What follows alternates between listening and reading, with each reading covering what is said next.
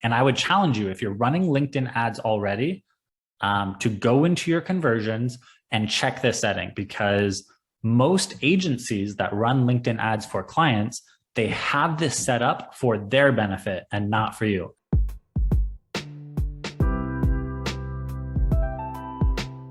Hey, welcome back.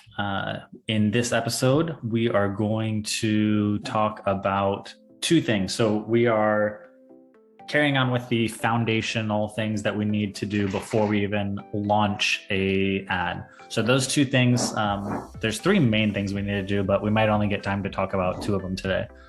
So it's going to be conversion tracking setup and the LinkedIn Insights tag installation. So those are the two main things.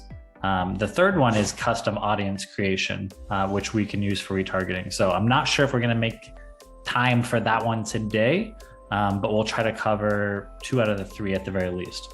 All right, and I'm going to walk you through step by step, because these are things you absolutely need to do before you run an ad, or if you have an ongoing campaign that you've already launched and you don't have the Insights tag installed, you don't have conversion tracking set up, or you don't have your custom audiences created, like I would pay a lot of money to get them set up today, or I would stop running the ads until you have it, because you're wasting a lot of money. So let's jump right in, and we're going to start with the Insights tag. So if you were following with me last time, you should know where it is, but if not, I'm going to start from the basics. So you log into your LinkedIn ads account. You'll see the menu at the top. It says account assets. If you click the drop down menu from account assets, you'll see Insight tag. So when you click that, and again, the Insights tag is like LinkedIn's, we touched on this last time a little bit. The LinkedIn Insights tag is like the Google tag or the Facebook pixel. It's what allows us to track website visitors. So it kind of identifies the IP address or whatever of the people that click through your LinkedIn ads onto your website, so that we can see what they do, if they convert, and then also retarget them with additional ads. One extra clarification that's important to make is that LinkedIn Insights tag does not just track the traffic from LinkedIn paid ads. So that's a really common misconception, and people don't realize this. If they haven't run LinkedIn paid ads before, or some that do, is that the Insights tag detects all website traffic. So it actually picks up people that come to your website no matter where they come from. So if you are already running SEO, writing blogs, you have organic traffic coming to your website, if you're running Google ads, Facebook ads, Instagram ads, you have email outreach, anything you're doing that drives traffic to your website, the LinkedIn Insights tag picks it up. So this is really important for a couple of reasons. Number one, you don't have to use LinkedIn ads just to run, to carve out a brand new channel starting from scratch. In fact, if you haven't run LinkedIn ads before and you want to get started with the least amount of risk possible, this would be my best advice, is get the Insights tag installed on your website and set up your custom audiences, which we'll get into as well, and just let that information collect. So without even running any LinkedIn ads, let your Insights tag track the traffic that you're already running, so that in a month or two, depending on how much traffic your website naturally gets or through other channels, you can start retargeting that traffic with LinkedIn ads. So for example, my absolute favorite thing to do is to retarget Google search traffic on LinkedIn with LinkedIn retargeting ads. And so, if you're running Google search traffic, I'm not going to explain what that is on this one, but basically people are coming to Google, they're searching really high intent things. So again, for us, let's say we do LinkedIn paid ads management. Shameless plug right there is just a good example. So people are coming to Google and they're typing in things like, our best one is LinkedIn advertising agency. So that's not just like, what's the ad specs for this, or it's not just like knowledge seeking. People are coming with super high intent to Google and they're looking for a solution. They're already aware they have a problem. They're looking for a solution. and you're paying top dollar for those clicks. But you can see why. That's bottom of the funnel. Like that's just, other agencies competing for someone that is pretty ready to convert. So you're paying for that traffic. They're coming on your website, but they're shopping around. They're going to look at 4 or 5 of your other competitors. And then, and in a week or 2 or 3 or 6, they're going to make their final decision. So if that was your only touch, and maybe you're doing Google display retargeting, but that's not as powerful. What really works is if you stay in front of that Google click, that website visit that came from Google, with LinkedIn retargeting ads with a plan. But even without a plan, just showing up on their LinkedIn feed after they visited your website and got there from Google, it does 2 things. It helps carve out LinkedIn as its own positive ROI channel, basically risk-free. I mean, for $10 a day on ad spend, a retargeting ad can stay in front of an audience of about 2,000. Like $10 a day is all you need for an audience that's about 2,000 big. And it's not just enough to for them to see it, a couple of times a week. $10 a day and the audience is under 2,000 people. You have a frequency of 4, 5, 6. A lot of them are seeing your ad, once every day that they log in. So they're seeing your ad a dozen, dozens of times. It's enough to actually stay in front of them, pester them, and nudge them. So that's my little spiel about why the insights tag is so freaking important and what else it can do. It's what allows you to segment too. So no matter what, if you're thinking about running Google ads, if you're running other channels, you're not running LinkedIn ads yet, the very, very minimum, get the insights tag installed and collect the data, run retargeting. So let me walk you through getting that insights tag installed. So you clicked account assets, you clicked insights tag, and what pops up is usually 3 options. It says, I will install the tag myself, I will send the tag to a developer, or I will use Tag Manager. So options 2 and 3 are a little advanced. I would say, well, not advanced. Using a tag manager to do this is advanced. If you're sending it to your developer, then that's all you need to do. You click that option. It gives you, you input an email, or you send it to yourself and forward it to them. But basically, it's just give them the code and instructions. I'm going to walk you through doing it yourself. So even if you believe that you're going to send it to your developer, I'm going to challenge you to continue to listen to this so that you have the basic understanding of how this works, because newsflash, it's actually not as complicated as you might think. It's about a 30-second job for your developer. It might take you about 10 minutes just to navigate, but it's really not that bad. So you'll be happy that you did this. So if you click, I will install the tag myself, a big block of code drops down and it looks really intimidating. Like, you're now a hacker and you're going to have to hack something with this code, but I guarantee you it's not that bad. And it has some short instructions. So the instructions are: paste the insight tag code below your website's global footer, right above the closing HTML. So all this means is that we're going to copy this code. So if you hover over that block of code, it says copy code to clipboard. And then we're going to drop it in our website in the global footer. And I'll give you a tiny backstory of that. If you don't tinker with your own website, think of like a letter. It has a header, so there's this hidden section at the top of your page and a hidden section at the bottom. And there's codes and tags that you can insert into those that aren't visible on the pages of your website, but that allow us to track or tag certain actions. So we're just inserting this code into the global footer. And global just means that if we do it into this one global header footer, it will put it on every single page of the website. The alternative would be if you literally go to each page of the website and drop this in the footer, it would have the same effect, but I think you can see dropping it into the global footer a lot easier because it's just one and done. So next step would be to actually log into your website.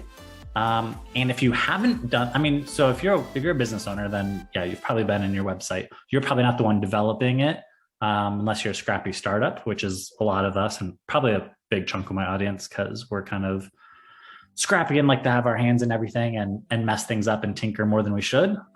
Maybe that's just me. Cool.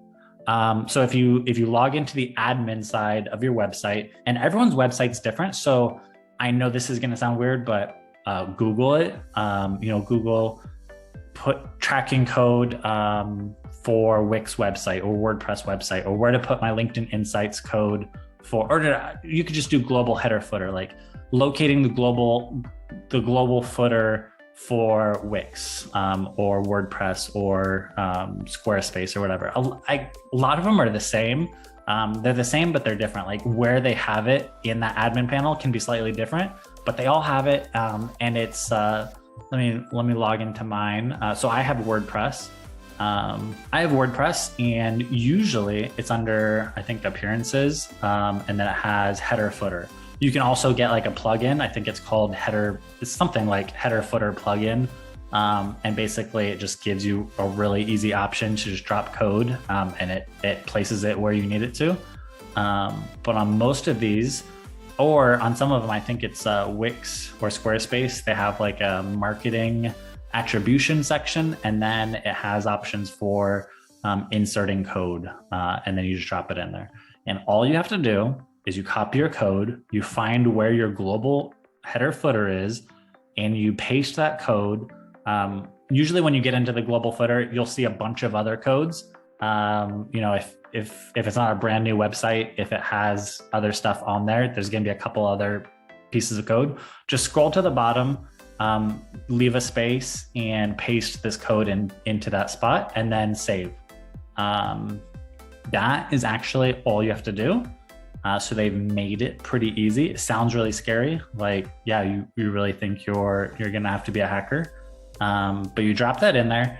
And then the next thing you wanna do is you wanna make sure that it's working. You wanna make sure that you did it correctly, that it's seeing it, and that it's working. So if you go back into your LinkedIn ad campaign, and I would say you might wanna wait like 15 minutes, don't get too impatient. Like it's just gonna show up super fast.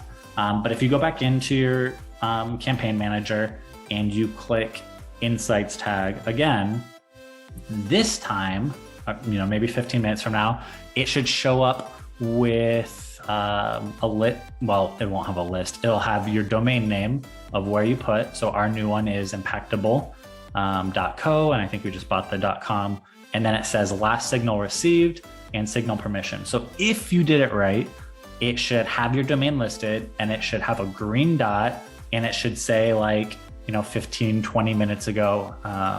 And just to make sure, especially if you have a website that doesn't have a ton of traffic, you might need to actually just go to your website like a couple of times, just so after you install that tag and save it, just so you have, that you have a visitor there in the next 5 minutes, and then just wait 15.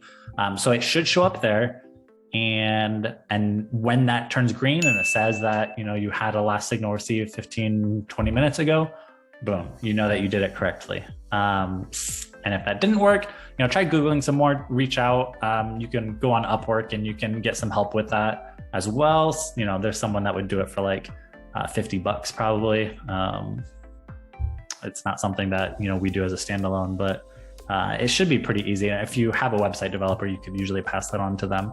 So the next thing that we're going to do is conversion tracking setup. So this is a really big one because, again, how do we know that what we're doing is even working? Is it, are we breaking even? Are we positive ROI? Are we working towards a positive ROI? Are we at least making progress?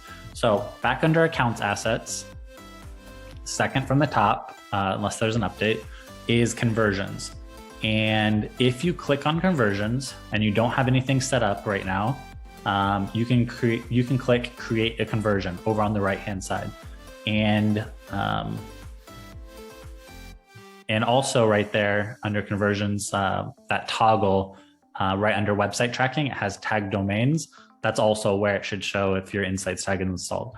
So on the right, if you click create a conversion, you have a 3-step, they're changing this right now, but the account that I'm looking at right now has a 3-step process. So first you name your conversion. I would keep it simple. Contact form submission, webinar sign up, booked call, purchase, whatever, name it, and then click on number 1, enter your settings. So we'll walk through this. On the first one is choose a type that best describes the action you want website visitors to complete. And it has a drop-down menu. I would say don't overthink it. Most of the time, so 90% of clients I work with, they're just tracking like website form submissions, contact us form submission. So that would just be a lead. So just highlight lead and bada bing, bada boom, you're done.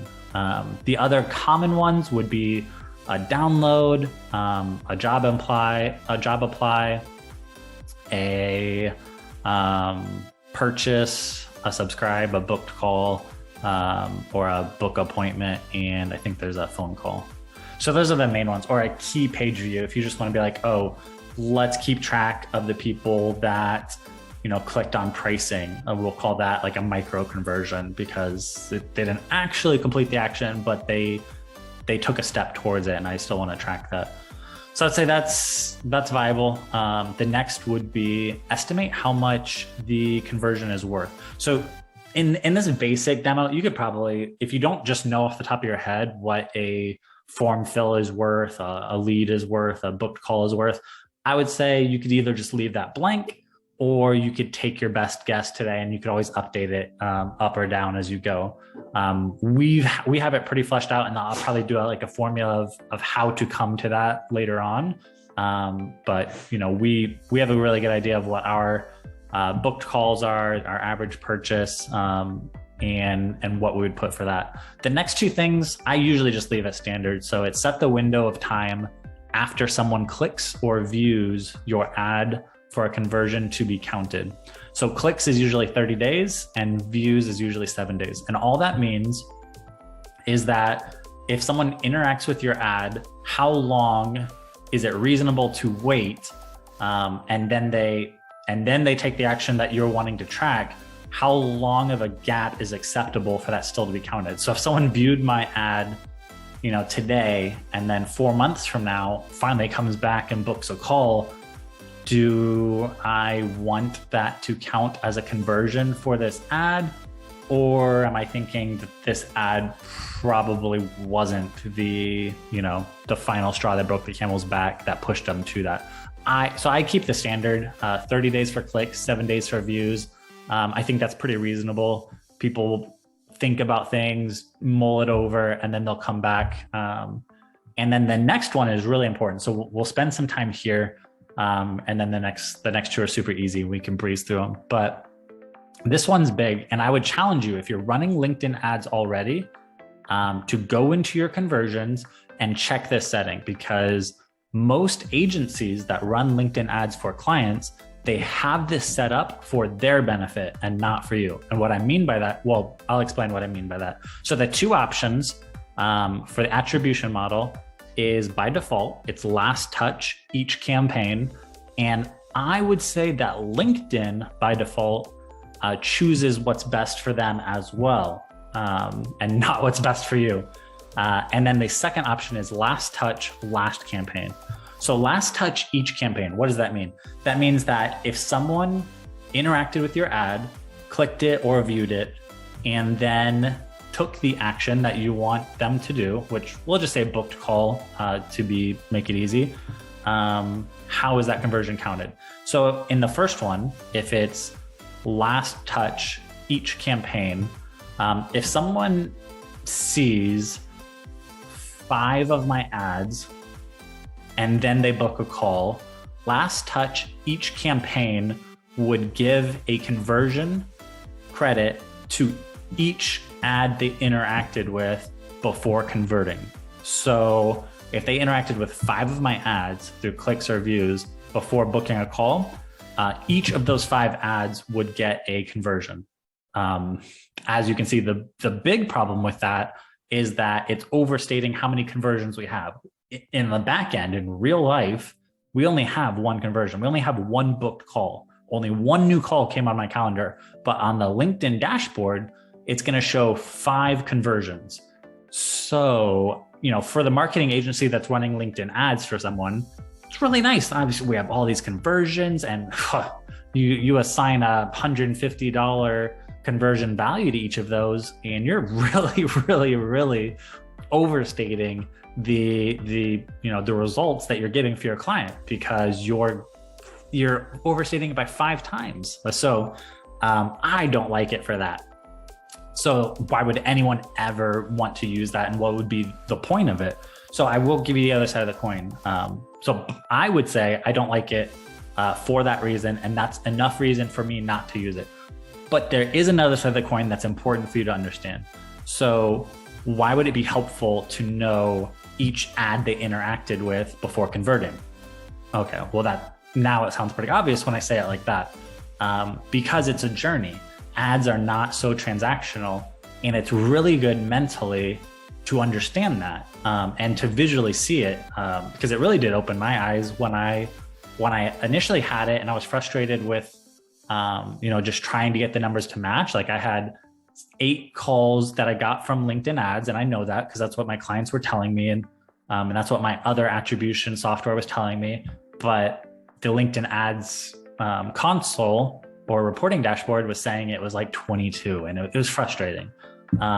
But then what I realized was it was really good information to know that some of these ads were like doing alley-oops or assists for the ad that eventually closed them. And it let me see the importance of ads that don't lead to conversions right away. And I got to see the type of ads that were part of a journey that weren't the end conversion. And so now when I'm optimizing, even though I have this ad that has all the conversions, I know how it works, and I'm really slow to say this ad is not getting conversions, let me cut it off, because I'm well aware, especially in retargeting, how other ads can influence and assist the final ad that converts. And that's a really, really, really important process of how just marketing in general works. Is it's not so transactional that the last ad that actually gets the booked call is what you should sink all your money into. In fact, we did an audit of an account where they started chasing conversions, and the conversions really dried up because of that. So I'll give you that example. Cold ads. Let's say your budget is $200 a day. At first, all the money was going into cold ads, $200 a day into cold ads. They're building up a retargeting audience, and they start getting into retargeting, and they start shuffling some of that money, as they should, into retargeting. So now they're spending $200 on cold and $50 a day on retargeting. Cool, that's a good start. Or that's actually might be more than you should have, but whatever. And the retargeting ads start really converting. They're getting booked calls. They're, previously with $200 a day on cold ads, they were getting, 2 or 3 booked calls a month from this, if that. And once they got into retargeting with $50 a day, they're getting twice that. They're getting 4 to 6 booked calls with a fourth of the spend. And so, you see where that thought process is going. They start moving more and more of the budget into retargeting. Pretty soon it's $50 a day to cold audience and $150 a day to retargeting. And then the conversion started drying up. And what happened is it was that heavy spend on cold ads that was pouring new prospects into the top of the pipeline, the top of the funnel, that was fueling the retargeting campaign. That allowed the retargeting campaign to convert so much. And then they shifted the funds, and they actually cut off the supply of what was fueling the retargeting campaign, and then the campaign dried up. And it's the same with ad structure of, you have to be very, very conscious of how marketing works, what influences, and it's not just so cut and dry. So those are the main things with conversions. Let me see if we missed anything here. And so the next thing after you pick that is you would just go to number 2, you would attach them to your campaigns, just select all and hit attach. And then on the third option, you would just simply say, how do I define this conversion? And the two main ones are insight tag, which is what I recommend, and event specific pixel. So event specific pixel is a little harder to set up. It involves Google Tag Manager and taking this piece of code and putting it into like Google Tag conversions that you have set up there. Insight tag page load is much, much easier. It's basically saying if someone hits this URL, count that as a conversion. So you do page load, you would change the match URL to contains, and then you would just put the part of that URL that you want to track. So for most people, if they submit a contact us form, they're going to hit a thank you page, and them hitting the URL that has thank you in it is what triggers that conversion. So it makes it super easy, and then it makes it easier to segment too. So ours is if they hit the thank you page, it's a form submission. If they book a call, they hit a call booked confirmed page. And if they purchase, they end up on a purchase confirmed page. So we're able to track all of those different segments of conversions. After that, you would hit create and you have that conversion set up. So we're running out of time here. So we're not going to be able to dive into custom audiences, but that will be the very next thing that we set up is creating custom audiences, giving yourself or whoever's managing it the proper access. And then we should probably not be able to create a campaign or an ad right away, but then we'll walk through the actual, when you go to set up create a campaign, what does that look like? What are your ad type options? And the different settings, targeting, things like that before we create it. So that's what's going to be next on deck, and join me for that. Thanks.